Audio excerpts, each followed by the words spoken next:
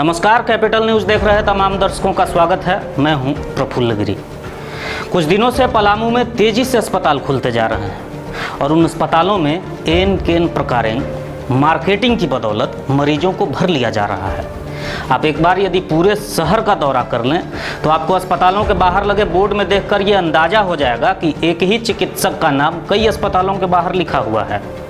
अब जरा सोचने की बात है कि एक चिकित्सक सभी अस्पतालों में सेवा कैसे दे सकता है। जाहिर है ऑन कॉल बुलाने पर यदि वो आ जाएं तो ठीक है, वरना उनकी व्यस्तता के बीच किसी अप्रशिक्षित व्यक्ति ही डॉक्टर की कमी को पूरा कर देता है और नतीजा होता है कि कभी कभी मरीज की जान चली जाती है।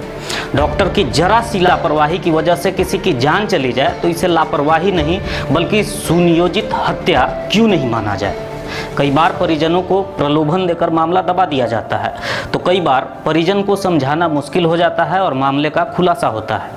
पलामू में एक के बाद एक कई ऐसे मामले सामने आ रहे हैं जिसमें डॉक्टर के ओवर कॉन्फिडेंस कहें या उनकी लापरवाही की कीमत मरीज को जान देकर चुकानी पड़ रही है।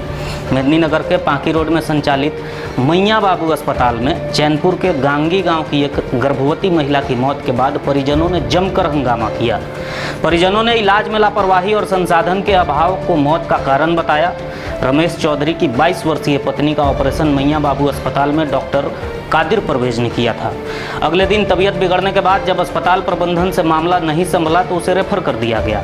रांची ले जाने के लिए जैसे ही एम्बुलेंस लाया गया, एम्बुलेंस तक जाते जाते महिला ने दम तोड़ दिया। जरा सोचिए, एक गर्भवती महिला को सुरक्षित डिलीवरी के लिए अस्पताल लाया जाता है, ज़्यादा देखभाल हो इसलिए सरकारी अस्पताल में निःशुल्क सुविधा को छोड़कर मोटी रकम देकर प्राइवेट अस्पताल में भर्ती करवाया जाता है।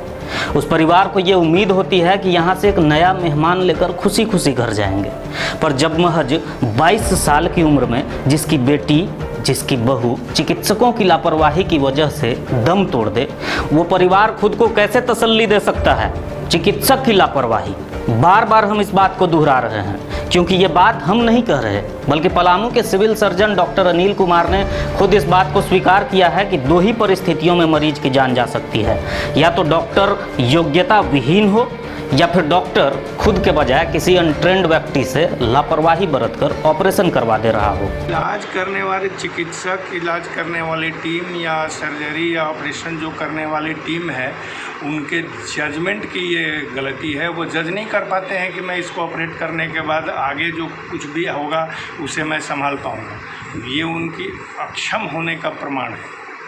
वो उनके डिसीजन की गलती है कि वो नहीं समझ पाते हैं कि ये ऑपरेशन मुझे करना चाहिए, मुझे नहीं करना चाहिए, इसमें जो कुछ भी आगे चल के होगा वो मैं नहीं संभाल पाऊँगा। आज ऑपरेशन करते हैं, 2 दिन के बाद आप रेफ़र करते हैं। इसका मतलब कि आप सही ढंग से अपने विद्या का उपयोग नहीं कर पा रहे हैं, या जो कोई भी ये कर रहा है वो ट्रेंड नहीं है या शिक्षित नहीं है।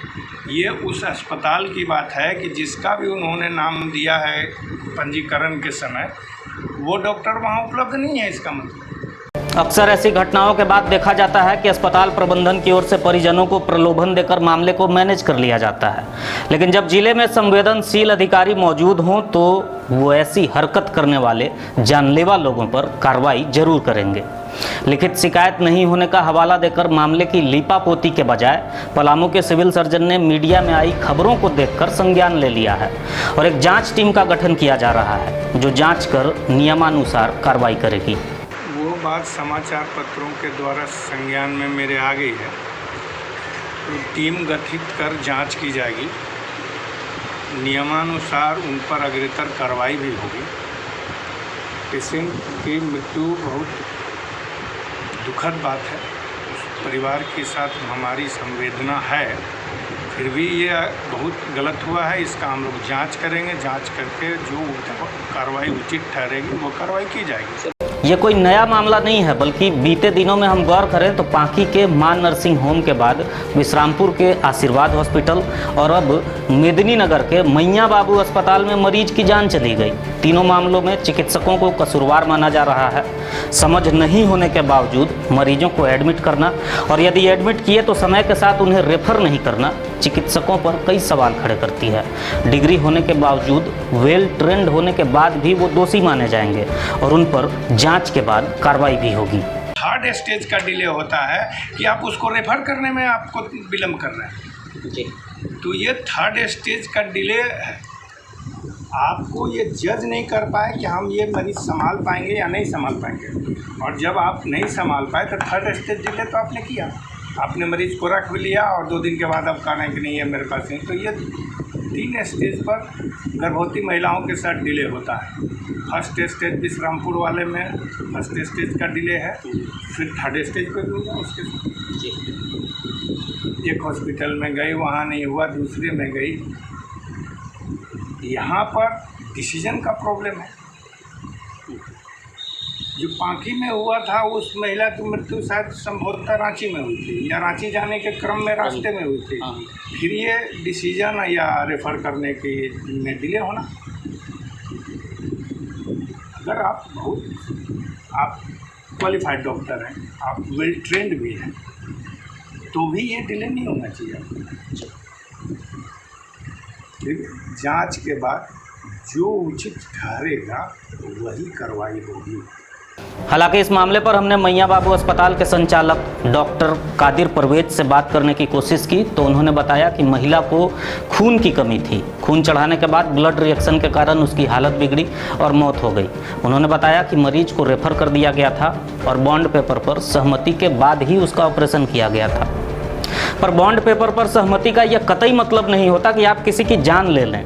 हालांकि ये तो जांच के बाद ही स्पष्ट होगा कि आखिरकार महिला की जान जाने की वजह क्या हुई, रेफर डिले या फिर कोई और वजह है। बहरहाल जिस तरह से पलामू के सिविल सर्जन ने मामले पर संज्ञान लेकर जांच टीम का गठन किया है, उससे उम्मीद है कि आने वाले दिनों में ऐसी घटनाओं पर लगाम लगेगा। इस पूरे मामले में क्या कुछ होता है, इस पर हमारी निगाह भी बनी रहेगी।